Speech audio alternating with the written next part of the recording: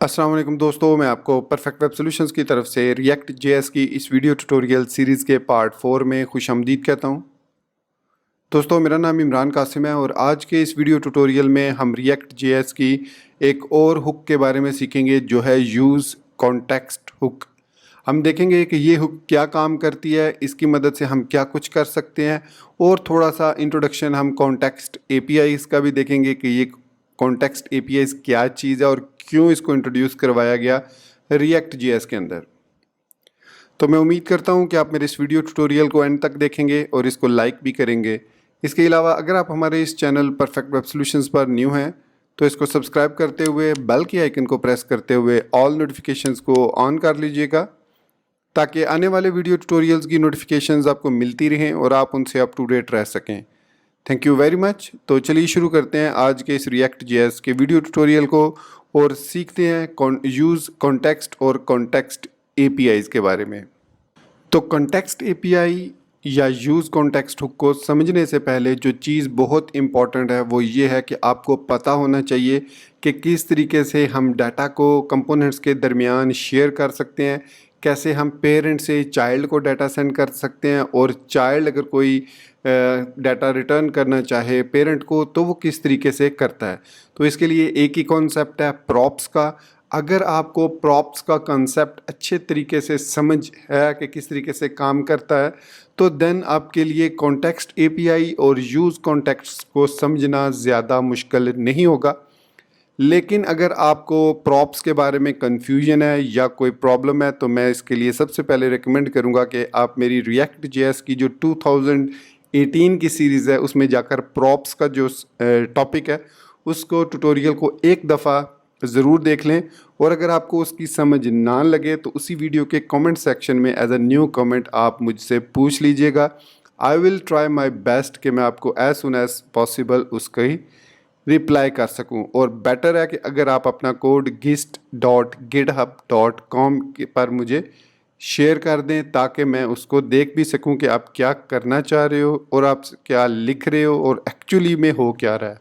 तो इस तरीके से ना सिर्फ मुझे बेहतर तरीके से समझ आएगी बल्कि मैं भी बेहतर तरीके से आपको समझा पाऊँगा।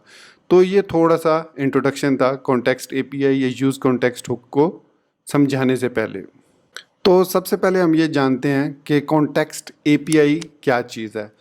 So what is context API? Context API basically एक आप समझ लें पैटर्न है जिसकी मदद से हम जो है वो डाटा को सेंट्रलाइज्ड कर सकते हैं। एक अलग से उसका एक कंपोनेंट या एक फ़ाइल क्रिएट कर लेते हैं और फिर जहाँ पर हमें वो डाटा चाहिए होता है हम एक प्रोवाइडर के थ्रू उस डाटा को अपने उसके चाइल्ड कंपोनेंट्स में पास कर देते हैं और फिर हमें प्रॉप्स पास करने की ज़रूरत नहीं पड़ती। हम सिंपली उस कॉन्टेक्स्ट एपीआई को कॉल करते हैं जिस कंपोनेंट में भी हमें डाटा चाहिए होगा और उस डाटा को हम यूज़ कर लेते हैं। तो previously in class based components हमें ऑलरेडी कॉन्टेक्स्ट का एक सेक्शन मौजूद था। जिस तरीके से प्रॉप्स ऑलरेडी उसमें मौजूद होती थी, स्टेट ऑलरेडी मौजूद होती थी, बस हमें दिस सेट स्टेट करना होता था। इसी तरीके से हमें कॉन्टेक्स्ट का ऑब्जेक्ट भी क्लास बेस्ड कंपोनेंट्स में बाय डिफ़ॉल्ट मिल जाता है। तो इसी वजह से क्लास बेस्ड कंपोनेंट से फंक्शनल कंपोनेंट में शिफ्ट किया गया ताकि आप सिर्फ वो चीज़ें यूज़ में लाएं जिनको आपने यूज़ करना है, एक्स्ट्रा कोड आपके पास ना हो। सो अगर आपको कॉन्टेक्स्ट एपीआई की ज़रूरत नहीं या आप यूज़ नहीं करना चाह रहे या आपकी एप्लीकेशन इतनी कॉम्प्लिकेटेड नहीं है और आप अपना टास्क प्रॉप्स के थ्रू आसानी से परफॉर्म कर सकते हैं, then why do we need context API inside our project. So अगर ये सिचुएशन है तो फंक्शनल कंपोनेंट्स को इस्तेमाल करते हुए हम कॉन्टेक्स्ट एपीआई को बाहर रख सकते हैं अगर हमें ज़रूरत नहीं, और अगर हमें ज़रूरत है तो हम उसको इस्तेमाल भी कर सकते हैं। तो कॉन्टेक्स्ट एपीआईज़ को फंक्शनल कंपोनेंट्स में यूज़ करने के लिए हमें यूज़ कॉन्टेक्स्ट हुक को प्रोवाइड किया गया। इस यूज़ कॉन्टेक्स्ट हुक की मदद से हम क्या कर सकते हैं, हम जो भी कॉन्टेक्स्ट करंटली एक्टिव है उसको ले सकते हैं और उसके बाद उस पर जो भी डिस्प्ले करना हो, जो भी प्रोसेस करना हो हम प्रोसेस कर सकते हैं। तो कॉन्टेक्स्ट एपीआई में दो कॉन्सेप्ट्स यूज़ होते हैं, एक प्रोवाइडर का और एक कंज्यूमर का। इसकी अगर मैं रियल लाइफ में आपको एग्जांपल दूं तो आप कोई चीज़ जब कहीं से बाज़ार से शॉप से किसी से कोई चीज़ ख़रीदने जाते हैं तो आप एक कंज्यूमर हैं, आप कोई चीज़ खरीद कर उसको कंज्यूम करना चाह रहे हैं, जबकि जो चीज़ बंदा आपको दे रहा है वो पैसे लेकर या जो भी सिचुएशन है, तो वो आपका प्रोवाइडर है। So this is the concept in context API. आपके पास एक प्रोवाइडर होगा जो आपको डाटा प्रोवाइड करेगा, फिर उस प्रोवाइडर के अंदर आप जितने भी चाइल्ड कंपोनेंट्स बनाएंगे ऑटोमेटिकली वो डाटा उन चाइल्ड कंपोनेंट्स के पास अवेलेबल होगा। फिर आप जो भी उन कंपोनेंट्स पर प्रोसेस करेंगे आप उसको फिर वापस पेरेंट को रिटर्न कर सकते हैं आसानी के साथ। तो इस चीज़ को प्रैक्टिकली समझने के लिए सबसे पहले हम एक ऐप क्रिएट करेंगे जो कि काउंटर ऐप होगी विदाउट यूजिंग कॉन्टेक्स्ट एपीआई। फिर हम कॉन्टेक्स्ट एपीआई को इम्प्लीमेंट करेंगे ताकि हमें समझ लग सके कि डिफरेंस कहाँ पर है कॉन्टेक्स्ट एपीआई में और प्रॉप्स के अंदर। तो चलिए सबसे पहले एग्जांपल देखते हैं प्रॉप्स के थ्रू।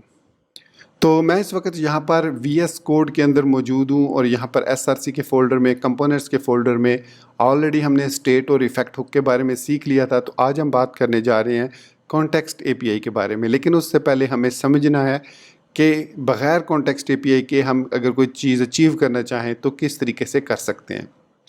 सो सपोज़ कीजिए यहाँ पर हमारे पास दो कंपोनेंट्स हैं, एक का नाम है message.js, बल्कि मैं एक फ़ोल्डर क्रिएट कर लेता हूँ, चले ठीक है ऐसे ही कर लेते हैं, कोई है ऐसा मसला नहीं है। और दूसरा कंपोनेंट है हमारे पास button.js। ये दो अलग अलग कंपोनेंट्स हैं। अब जो बटन हैं उसके अंदर जो कोड है हमने लिखा वो सिर्फ हमें एक काउंटर डिस्प्ले करवाता है जो कि प्रॉप्स के थ्रू यहाँ पर पास होगा, उसको काउंट कह लेते हैं और सिंपली यहाँ H2 के अंदर उस काउंट को हम डिस्प्ले कर देंगे। सो ये जिम्मेदारी किसकी हो गई? हमारे मैसेज कंपोनेंट की। दूसरा जो बटन कंपोनेंट है वो क्या करेगा, इस कंपोनेंट के अंदर हमारे पास एक प्रॉप आएगी और इसको हम कहेंगे ऑन अपडेट, और इस ऑन अपडेट को हम यहाँ पर बटन लगाकर अपडेट और पास कर देंगे जो भी करंट हमारे पास काउंट है उसको, और रिटर्न कर देंगे। तो यहाँ पर हमें काउंट भी चाहिए होगा फिर, तो यहाँ पर अब हम अपडेट काउंट लिख लेते हैं और यहाँ पर मैं लिखूँगा on click is equal to call back function, और यहाँ पर मैं ऑन अपडेट को कॉल करूँगा और उसको पास कर दूँगा काउंट +1 करके। सो ये है हमारे पास सिनारियो। मैसेज के अंदर जस्ट काउंट डिस्प्ले होगा, बटन के अंदर क्लिक पर काउंट अपडेट होगा। अब इसको app.js में हम यूज़ करना चाह रहे हैं। सो app.js में हमें स्टेट एक चाहिए होगी। सो यहाँ पर मैं लिखता हूँ const count set count is equal to use state, और इसके अंदर बाय डिफ़ॉल्ट जो वैल्यू होगी वो 0 होगी, और यहाँ पर हम इंपोर्ट कर लेते हैं यूज़ स्टेट हुक को,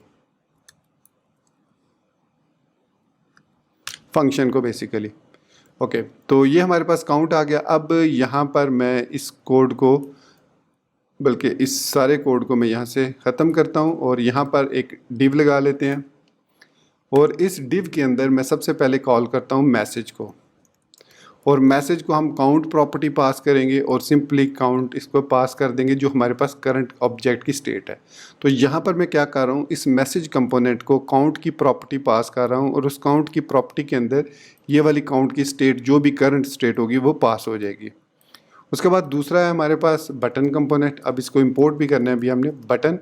अब बटन को हमने पास करना है ऑन अपडेट प्रॉपर्टी को, ऑन अपडेट जब प्रॉपर्टी कॉल हो, और यहाँ पर हमारे पास जो भी काउंट आए उसको हमने कर देना है सेट काउंट इनटू काउंट। हमें +1 हम वहाँ पर कर रहे हैं तो यहाँ पर हम सिंपली काउंट लिखेंगे।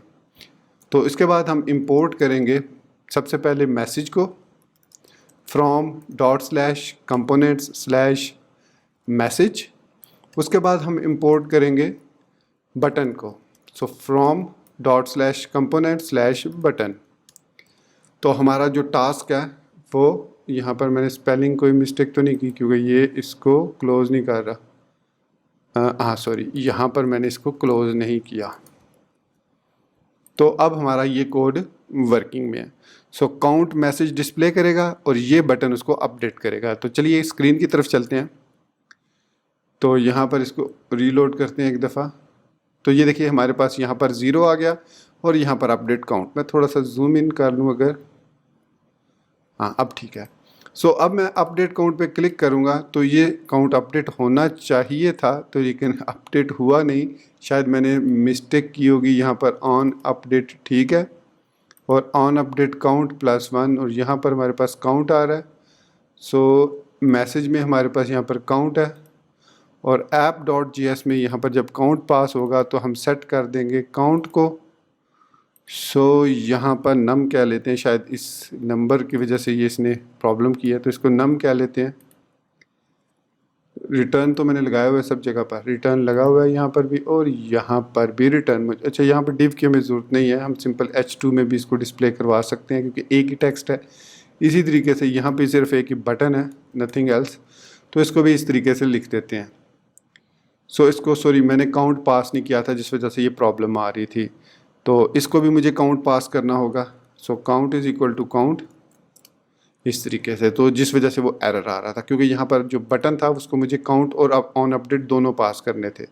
Okay good to go. अब मैं अपडेट करता हूँ, तो लीजिए हमारी काउंटर ऐप सक्सेसफुली क्रिएट हो चुकी है विदाउट यूजिंग कॉन्टेक्स्ट API या without using use context hook. तो कॉन्टेक्स्ट API या यूज़ कॉन्टेक्स्ट हुक पर बढ़ने से पहले एक पॉइंट यहाँ पर और जहन में रख लीजिएगा कि आप कॉन्टेक्स्ट API आपके कोड को ऑप्टिमाइज़ ज़रूर करता है लेकिन सिंप्लीफाई नहीं करता। आपका कोड और ज़्यादा कॉम्प्लिकेटेड हो जाता है कॉन्टेक्स्ट API को यूज़ करने की वजह से, क्योंकि आपको फिर प्रोवाइडर्स का ध्यान रखना होता है, किस प्रोवाइडर ने कौन सा डाटा किस कंज्यूमर को प्रोवाइड करना है। So there are lots of things you need to manage जब आप कॉन्टेक्स्ट API या यूज़ कॉन्टेक्स्ट हुक को इस्तेमाल करना चाह रहे हैं। अब अगर आपकी जो प्रॉब्लम है वो प्रॉप्स के थ्रू सॉल्व हो रही है तो आपको ज़रूरत नहीं है कि आप यूज़ कॉन्टेक्स्ट हुक या कॉन्टेक्स्ट API को यूज़ करो। लेकिन अगर आपके पास एक ऐसी एप्लीकेशन है जिसके अंदर चाइल्ड कंपोनेंट्स हैं और एक चाइल्ड कंपोनेंट्स के थ्रू दूसरा चाइल्ड कंपोनेंट कॉल हो रहा है, फॉर एग्जांपल मैं एक और काम करता हूँ, यहाँ पर इस बटन को मैं यहाँ से ख़त्म करता हूँ ऐप के अंदर से, यहाँ से मैं इसको ख़त्म कर रहा हूँ। अब मैं क्या कर रहा हूँ, अब इस बटन को यहाँ से भी ख़त्म कर रहा हूँ और इसको मैं मैसेज के अंदर इंपोर्ट कर रहा हूँ, राइट। तो यहाँ पर मैं डिव ले रहा हूँ अब क्योंकि मुझे दो कंपोनेंट डिस्प्ले करवाने हैं, तो यहाँ पर मैंने डिव ले ली। अब मैं इसके नीचे यहाँ पर बटन को डिस्प्ले कर रहा हूँ और यहाँ पर इंपोर्ट कर रहा हूँ बटन को फ्रॉम ./बटन, क्योंकि अब हम कंपोनेंट्स में ही हैं, so we can do that. अब काउंट हमारे पास यहाँ पर आ गया, तो उसके साथ साथ हमें दूसरा जो चाहिए होगा वो ऑन अपडेट भी होगा। यहाँ पर ऑन अपडेट भी हमें चाहिए क्योंकि अब हमने इस ऑन अपडेट को आगे मूव करना है, तो अगेन हमें यहाँ पर काउंट पास करना होगा इस बटन को। उसके बाद on update is equal to on update pass करना होगा। सो फर्दर हम इसको आगे बटन के पास उसी तरीके से भेज रहे हैं। सो इट मीन्स हमारा यहाँ से प्रॉप्स आई काउंट की और साथ में हमें ऑन अपडेट की भी हुक यहाँ पर पास करनी होगी। सो जब यहाँ पर सॉरी यहाँ पर ये ज़रूरत हमने, क्योंकि यहाँ पर इसको अपडेट करना है, सो काउंट और यहाँ पर सेट काउंट इनटू काउंट करना है। सो ऑन अपडेट जब यहाँ पर होगी मैसेज के अंदर, सो देखिए यहाँ पर मैसेज में हमने काउंट किया, फिर ऑन अपडेट किया, फिर मैसेज के अंदर अगेन हमने बटन को कॉल किया, बटन को अगेन हमने काउंट और अपडेट ऑन अपडेट काउंट पास किया ताकि बटन हमें प्रॉपर डाटा रिटर्न कर सके यहाँ से। सो अब ये बटन काउंट और अपडेट को लेकर हमें रिटर्न कर रहा है कोड, सॉरी फाइनल। तो इसको टेक्स्ट करें अगर तो हमारा कोड प्रॉपरली काम कर रहा है विदाउट एनी इशू। सो दो तरीके हमने सीखे, विदाउट यूजिंग कॉन्टेक्स्ट API और हमारा कोड दोनों कंडीशन में काम कर रहा है। इसका एक और सिंप्लीफाई वर्जन हो सकता है कि एक काउंटर का ऑब्जेक्ट ले लें, सॉरी कंपोनेंट ले लें, उसी के अंदर बॉक्स लगा लें अपडेट वाला, उसी के अंदर बटन लगा लें। आपको एक्स्ट्रा बटन GS बनाने की ज़रूरत ही नहीं है। सो आप यहाँ पर डायरेक्ट मैसेज के अंदर इस बटन की बजाय सिंपल बटन प्रॉपर्टी जो HTML की प्रॉपर्टी है, JSX की प्रॉपर्टी है यहाँ पर रिएक्ट में, उसको यूज़ कर लें। So that will simplify your application. तो आपने कोशिश ये करनी है कि अपनी एप्लीकेशन को सिंप्लीफाई करना है। लेकिन सपोज़ ये बटन किसी और पर्पज़ के लिए भी हम यूज़ करना चाहें तो अब हम यूज़ कर सकते हैं क्योंकि ये एक सेपरेट कंपोनेंट है, मैसेज भी एक सेपरेट कंपोनेंट है। सो हो सकता है कि हम एक और जगह पर काउंटर प्लस करने की बजाय काउंटर माइनस करना चाह रहे हो, तो हम इस बटन को रीयूज़ कर सकते हैं, बल्कि यहाँ पर फिर हमें माइनस करना पड़ेगा। तो हम रीयूज़ तो नहीं कर सकते, बल्कि मॉडिफाई नहीं कर सकते, लेकिन रीयूज़ ज़रूर कर सकते हैं। तो होपफुली आपको इस कॉन्सेप्ट को समझने में कोई मुश्किल नहीं लगी होगी। मैंने बहुत ही आराम से और बहुत ही आसान अल्फाज में आपको समझा दिया है प्रॉप्स को किस तरीके से यूज़ करते हैं फॉरवर्ड और किस तरीके से बैकवर्ड करते हैं उनको, और प्रॉप्स के थ्रू ही सारा काम हम कर रहे हैं। तो अब यही जो काम हमने अभी प्रॉप्स के थ्रू किया है, इसको मैं कॉन्टेक्स्ट एपीआई के थ्रू आपको करके दिखाऊंगा, और आप देखेंगे कि हमें यहाँ पर फिर प्रॉप्स को पास करने की ज़रूरत नहीं पड़ेगी। तो अब हम आ चुके हैं उस सिनारियो पर जहाँ पर हमें अब कॉन्टेक्स्ट एपीआई को यूज़ करना है। तो अब मैं यही काउंटर ऐप कॉन्टेक्स्ट एपीआई को इस्तेमाल करते हुए क्रिएट करूँगा, सेम इन्हीं कंपोनेंट्स को यूज़ करूँगा जो अभी हमने यूज़ किया, और बल्कि मैं यहाँ पर जो चेंजेस करूँगा वो यही करूँगा कि ऐप के अंदर ही बटन भी लगा लूँगा यहाँ पर, बल्कि ज़रूरत नहीं है, उधर भी ठीक है। सो अब हमें ये काउंट वगैरह पास करने की ज़रूरत नहीं पड़ेगी यहाँ पर, बल्कि हम सिंपली इस स्टेट को अपडेट करेंगे यूजिंग कॉन्टेक्स्ट एपीआई। तो सबसे पहले हमें यहाँ पर एक कंपोनेंट चाहिए होगा कॉन्टेक्स्ट के नाम से। सो context.js के नाम से हम एक कंपोनेंट क्रिएट करेंगे RFACE, जो कि सिंपली कॉन्टेक्स्ट होगा, जो हमें रिटर्न करेगा कॉन्टेक्स्ट। तो यहाँ पर हमें इसकी ज़रूरत नहीं होगी, तो ये हमें रिटर्न करेगा कॉन्टेक्स्ट। तो सिंपली हम लिखेंगे, सबसे पहले हमें क्रिएट कॉन्टेक्स्ट को इंपोर्ट करना है। सो क्रिएट कॉन्टेक्स्ट, और उसके बाद हम यहाँ पर लिखेंगे const context is equal to create context, और इसको एक एम्प्टी ऑब्जेक्ट हम पास कर देंगे। सो ये हमने कॉन्टेक्स्ट क्रिएट कर लिया। कोई डाटा यहाँ पर अगर आप कोई डिफ़ॉल्ट डाटा पास करना चाहें तो कर सकते हैं, खैर उसकी ज़रूरत नहीं है हमें, क्योंकि हम स्टेट में डाटा पास करेंगे। अब इस कॉन्टेक्स्ट को हम app.js के अंदर जहाँ पर हमने प्रोवाइडर क्रिएट करना है वहाँ पर इंपोर्ट करेंगे। सो यहाँ पर मैं इसको इंपोर्ट कर लेता हूँ कॉन्टेक्स्ट को फ्रॉम .components/context। सो ये कॉन्टेक्स्ट हमारे पास यहाँ पर आ चुका है। अब हम यहाँ पर क्या करेंगे कि इस div को रिप्लेस कर देंगे context.provider से, और इस प्रोवाइडर को हम एक वैल्यू प्रॉपर्टी है इसकी जिसमें हम वैल्यू पास करेंगे। सो वैल्यू हम यहाँ पर स्टेट को पास करेंगे। अब इस स्टेट की दो वैल्यू होंगी, एक काउंट, दूसरी होगी अपडेट काउंट, जो कि एक कॉल बैक फंक्शन होगा। और ये कॉल बैक फंक्शन क्या काम करेगा, सिंपली करेगा सेट काउंट। और इस अब सेट काउंट में मैं आपको एक और ट्रिक सिखाऊंगा कि हम कॉल बैक फंक्शन के ज़रिए यहाँ पर एक्सट्रैक्ट करेंगे किसको, काउंट को और अपडेट काउंट को, और फिर इसको हम पास करेंगे यहाँ पर।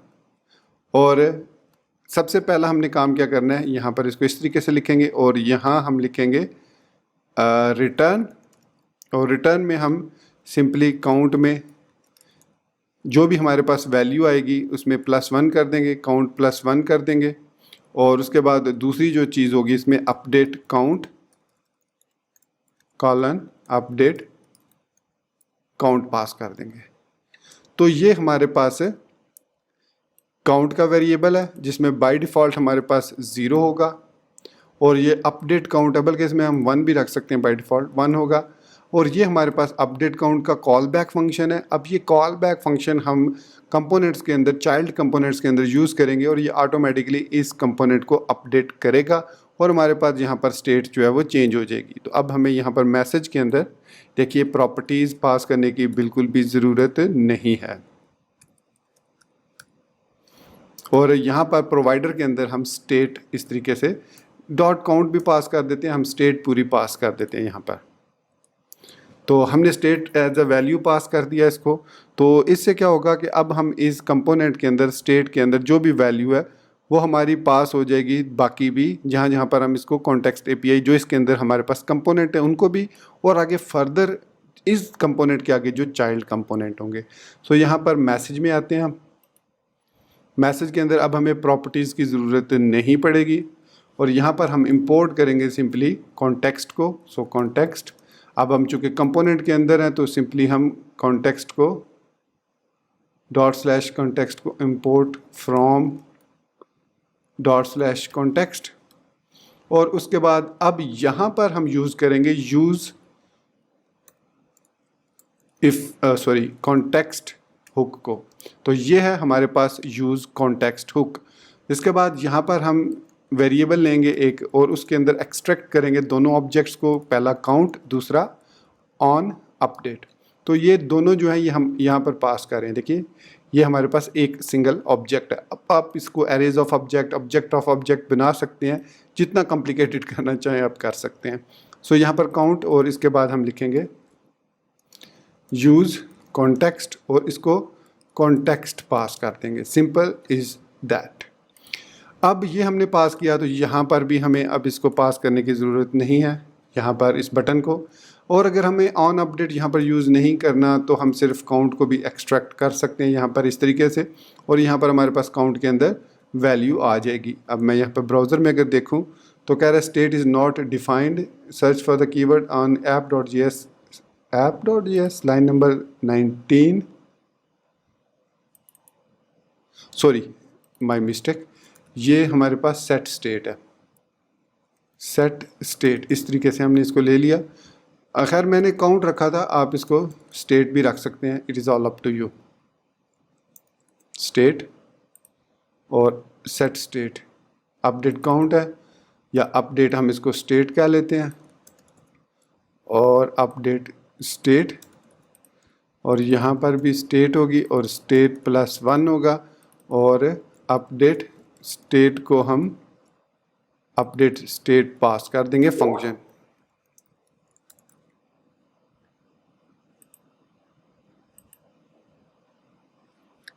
ओके, तो ये हमने चेंजेस की। अब चेक करते हैं कि हमारे पास फ्रंट एंड में काउंट डिस्प्ले हो रहा है। ओके हो गया, ये काउंट अब हमारे पास आ रहा है सक्सेसफुली। तो यहाँ पर मैंने इस काउंट मैसेज को यहाँ पर डिस्प्ले करा रहा हूँ H2 के अंदर, राइट। अगर मैं आपको दिखाना चाहूँ तो यहाँ पर मैं इसको स्टाइल दे लेता हूँ कलर रेड। तो देखिए रेड कलर का हमारे पास 1 काउंटर आएगा। तो ये मैंने सिर्फ प्रूव करने के लिए कि यहाँ पर अब हम कॉन्टेक्स्ट API को इस्तेमाल करते हुए इस H2 को यूज़ करें।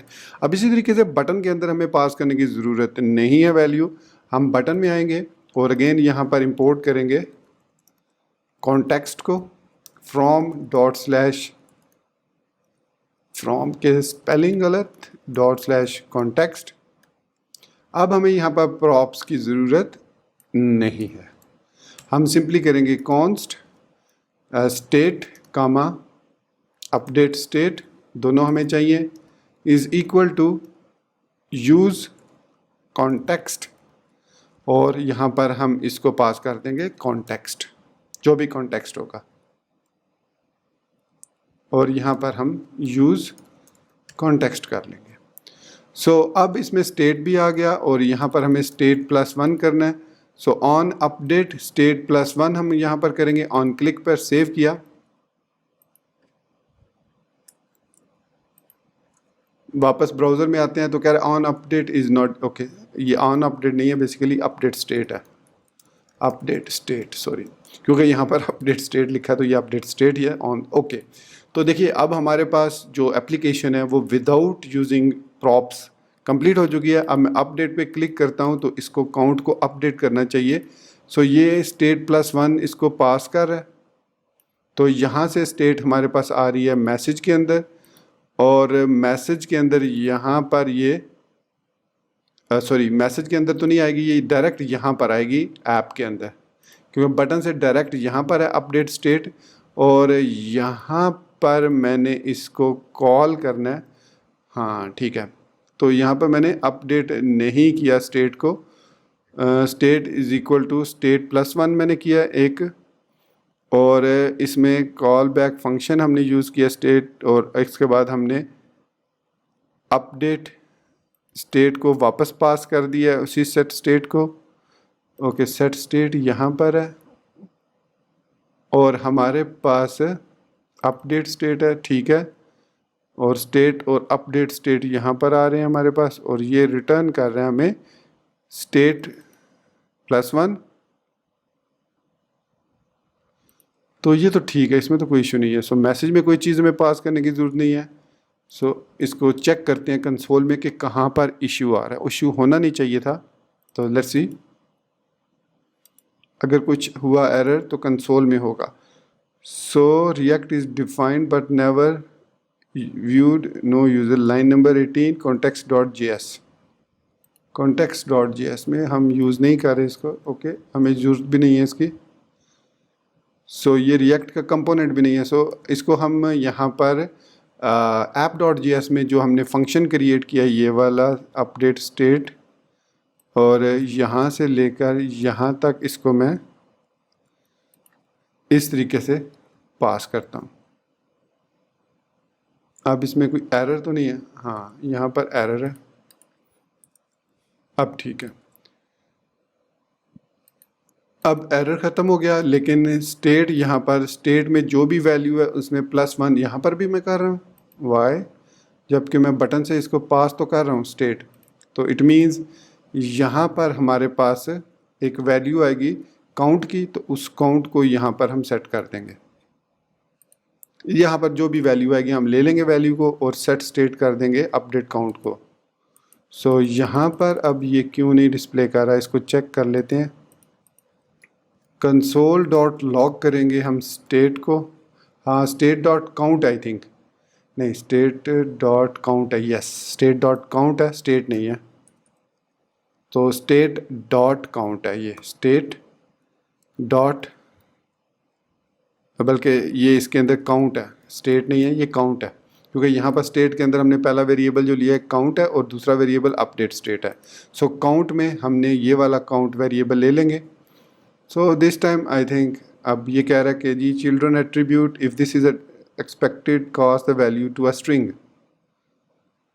सो ये कह रहा है cast to value string. So count में जो भी वैल्यू है उसमें अगर हम यहाँ पर +1 करें तो फिर हमें यहाँ पर बटन में सिंपली कॉल करना होगा अपडेट स्टेट को। यस, हमें पास करने की कुछ भी ज़रूरत नहीं है क्योंकि हम वहाँ पर जो है वो कॉल अपडेशन यहाँ पर कर रहे हैं। सो यहाँ पर ये हो गया ठीक। अब वो कह रहा है काउंट इज़ नॉट डिफाइंड। सो कहाँ पर कह रहा है? app.js में लाइन नंबर 12 पर। सो यहाँ पर वो कह रहा है काउंट प्रॉपर्टी है। सो अब ये काउंट +1 करेगा। अब ये हमारा कोड ठीक हो गया क्योंकि यहाँ पर हमारे पास ये काउंट की प्रॉपर्टी है, तो इसको हमने एक्सट्रैक्ट करना है यहाँ पर, और इसलिए अब ये देखिए हमारा जो काउंटर है वो सक्सेसफुली अपडेट हो रहा है। तो देखिए हमने कितना कॉम्प्लिकेट कर दिया चीज़ों को। हालांकि यहाँ पर हम बटन या मैसेज में यहाँ पर देखिए कोई भी हमने प्रॉप्स पास नहीं की, इसी तरीके से बटन के अंदर भी कोई प्रॉप्स पास नहीं की, लेकिन यहाँ पर हमें काउंट लिखना चाहिए था बेसिकली। तो काउंट हमारे पास एक्सट्रैक्ट होके आता है। इसी तरीके से मैसेज के अंदर भी हमने काउंट इसको यूज़ किया और हम बटन के साथ इसको भी दोनों को यूज़ कर रहे हैं। अगर सम टाइम ऐसा आता है कि आपको ज़रूरत नहीं होती किसी वेरिएबल की, तो आप अंडरस्कोर लगा दें वहाँ पर, तो इवन देन आपका कोड जो है वो काम करेगा। यहाँ पर वो कह रहा है कि अंडरस्कोर आपने एक्सट्रैक्ट किया लेकिन उसको यूज़ नहीं कर रहे। जिस तरीके से हम यहाँ पर अगर काउंट को एक्सट्रैक्ट करते हैं तो वो कहेगा कि भाई आप काउंट को एक्सट्रैक्ट कर रहे हैं, यूज़ नहीं कर रहे इसको कहीं पर भी। ये देखिए काउंट कह रहा है signed a value but never used. तो ये एक इशू आता है यहाँ पर, तो इसको हम रिजॉल्व कर लेते हैं इस तरीके से। तो यहाँ पर हम काउंट +1 कर लेते हैं, अपडेट काउंट +1, और उसके बाद मैसेज के अंदर यहाँ पर, सॉरी नॉट हेयर, ऐप के अंदर यहाँ पर काउंट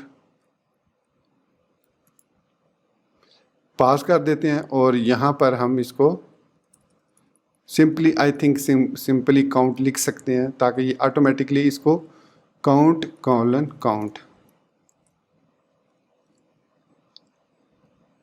कह रहा है कि ये नंबर की वजह से कह रहा है। सो इसको अगर मैं नम कहूँ तो इसको हम नम कह सकते हैं। तो ये कह रहा है कि यहाँ पर हमारे पास है app while accessing so maximum update depth. Okay, चूँकि यहाँ पर असल में मुझे आइडिया हो गया ये इशू क्या कि यहाँ पर हम इस तरीके से इसको कॉल करें, इस तरीके से कॉल नहीं करते, बल्कि जब हम इनको इस तरीके से कॉल करना चाहें तो हम ये एरो नोटेशन यूज़ करते हैं और इसको कॉल करते हैं with in a function. So this time it will not complain that thing. Okay, तो अब डायरेक्टली फंक्शनल कंपोनेंट के अंदर जब किसी फंक्शन को पैरामीटर के साथ कॉल करते हैं तो ऑटोमेटिकली उसको वो वैल्यू पास कर देता है। सो अब हमारा काउंटिंग जो है वो प्रॉपरली अपडेट हो रहा है। अब इसका फ़ायदा ये हुआ कि अगर हम यहाँ पर 2 कर देंगे तो हमारा 2 का इंक्रीमेंट होगा। ठीक, तो इस तरीके से हम यूज़ कॉन्टेक्स्ट हुक और कॉन्टेक्स्ट एपीआई को इस्तेमाल करते हुए हम अपने प्रोग्राम की लॉजिक को विदाउट प्रॉप्स के यूज़ कर सकते हैं। लेकिन देखिए प्रॉप्स को तो यूज़ नहीं किया, लेकिन इसने हमारी चीज़ों को, हमारी स्टेट को देखिए कितना कॉम्प्लिकेट कर दिया। और ये जो अपडेट स्टेट का फंक्शन, आल दो मैं इसको यहाँ से रेक्टिफाई भी कर सकता हूँ कि मैं इसको यहाँ से निकाल कर यहाँ पर अपडेट स्टेट के नाम से एक अलग फंक्शन यहाँ पर मैं क्रिएट कर सकता हूँ, const update function update state is equal to num. और इस तरीके से भी मैं इसको कर सकता हूँ, इसको मतलब सिंप्लीफाई करने के लिए ये वाली चीज़। तो अब भी हमारा जो कोड है वो सही काम करेगा। तो मैंने उसको डायरेक्ट उसके अंदर ही लिख दिया था, क्योंकि अगर मैं इसको बाद में लिखता तो वो कहता कि भाई ये फंक्शन ऑलरेडी डिफाइन नहीं है, यहाँ पर आप उसको कॉल नहीं कर सकते, एट्सेट्रा एट्सेट्रा एट्सेट्रा। तो बात मेरी आप समझ चुके होंगे कि मैं क्या कहना चाह रहा हूँ। हमने यहाँ पर बग़ैर कोई प्रॉप्स को इस्तेमाल किए, सिर्फ कॉन्टेक्स्ट एपीआई और यूज़ कॉन्टेक्स्ट हुक को इस्तेमाल करते हुए अपनी काउंटर ऐप को, जिसमें 3 कंपोनेंट्स app.js, button.js, message.js और एक context.js यूज़ हो रहे थे। तो दोस्तों ये था हमारा आज का React.js का वीडियो ट्यूटोरियल, जिसमें हमने कॉन्टेक्स्ट एपीआई के साथ यूज़ कॉन्टेक्स्ट हुक को इस्तेमाल करना सीखा और ये देखा कि किस वक्त हमें यूज़ कॉन्टेक्स्ट हुक या कॉन्टेक्स्ट एपीआई यूज़ करनी चाहिए और किस वक्त यूज़ नहीं करनी चाहिए। तो जाते जाते मैं अगेन रिपीट कर दूं, अगर आपका जो कंपोनेंट्स हैं, अगर आपके जो कंपोनेंट्स हैं वो ज़्यादा नहीं है, डीप नहीं है, ज़्यादा डीप नहीं है, तो आप प्रॉप्स के थ्रू काम कर सकते हैं। लेकिन अगर आपके जो एप्लीकेशन है उसमें काफ़ी से ज़्यादा कंपोनेंट्स हैं and there deep diving components में चिल्ड्रन के चिल्ड्रन के चिल्ड्रन के चिल्ड्रन के कंपोनेंट्स हैं, then it's a better thing to use the context API like this. अब हम कोई भी नया कंपोनेंट बनाएंगे, सिर्फ उसमें कॉन्टेक्स्ट को इंपोर्ट करेंगे and we are good to go. लेकिन ध्यान में रखिएगा कि वो जो कंपोनेंट होंगे वो must with in this provider होने चाहिए। यहाँ पर ये जो प्रोवाइडर है ना, इस प्रोवाइडर के अंदर होने चाहिए, तभी ये कॉन्टेक्स्ट यूज़ होगा। अगर इसके अंदर एक और आप कॉन्टेक्स्ट यूज़ कर रहे हैं, मतलब एक और कॉन्टेक्स्ट क्रिएट करके इस मैसेज को उस कॉन्टेक्स्ट में यूज़ करना चाह रहे हैं, सो देन आपको इसको इसके अंदर रैप करना होगा। सो होपफुली आप मेरी बात समझ गए होंगे। तो अगर आपको स्टिल कोई कन्फ्यूजन है कॉन्टेक्स्ट एपीआई के बारे में तो मुझे कमेंट्स में ज़रूर बताइएगा। मैंने इसके अलावा लास्ट वीडियो ट्यूटोरियल में एक प्रॉब्लम का कहा था कि एक प्रॉब्लम क्रिएट की है, तो मैंने उसको अपडेट तो कर दिया है और अब हमारी वो एप्लीकेशन जो क्विज़ ऐप है वो प्रॉपरली काम कर रही है। लेकिन मुझे किसी ने रिप्लाई नहीं किया कि क्या उसमें इशू था। लेकिन जब तक कोई रिप्लाई नहीं करेगा मैं जो है वो शेयर नहीं करूँगा वर्किंग क्विज़ ऐप। आप अगर इसको कॉपी कर लेते हैं मेरे वीडियो को फॉलो करके तो you are good to go. So इसी बात के साथ मैं आपसे इजाज़त चाहूँगा। मिलते हैं नेक्स्ट वीडियो ट्यूटोरियल में। टिल देन चैनल को सब्सक्राइब करना, वीडियो को लाइक और शेयर करना, बेल आइकन दबाना, ऑल नोटिफिकेशंस को ऑन करना बिल्कुल मत भूलिएगा और स्पेशली मुझे अपनी दुआओं में याद रखिएगा। So guys, thank you very much for watching this video tutorial. Take care, good bye and अल्लाह हाफिज़।